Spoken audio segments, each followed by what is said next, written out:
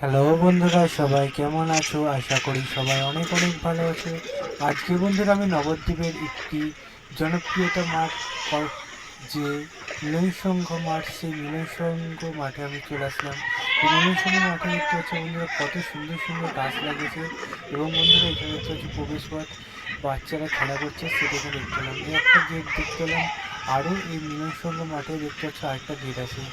এই মাঠে বিশেষত ফুটবল খেলা হয়। দেখতে পাচ্ছি বাইরে একটা কল আছে, চাপ কল, এখানে সব জল খায়। এবং পাশ দিয়ে দেখতে পাচ্ছি পাঁচিল রয়েছে, এবং এখানে ট্রান্সমিটার বোর্ড আছে।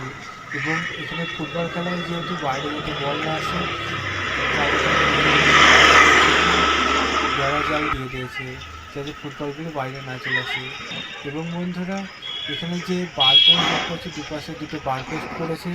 এবং এই মিলনের মাঠে দেখতে পাচ্ছ একটি বেদি আছে, যে বেদিতে যে দুর্গাপূজায় জনপ্রিয়তা, দুর্গাপুজোয় এখানে মানুষ আসে, বসে এবং আড্ডা মারে দুর্গাপুজোর সময়। বন্ধুরা এই দুর্গাপুজোর সময় যখন আবার হবে তখন তোমাদের ভিডিও করবো, তাই চ্যানেল সাবস্ক্রাইব করে নাও।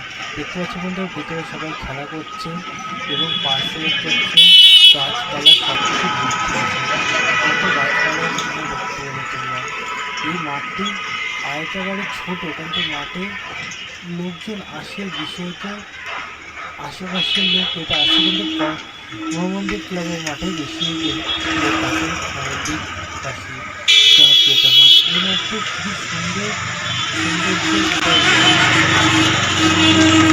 খেলাধুলা করে। দেখতে হচ্ছে ছোটো বাচ্চারা এখানে খেলাধুলা করছে, সেটা দেখলাম।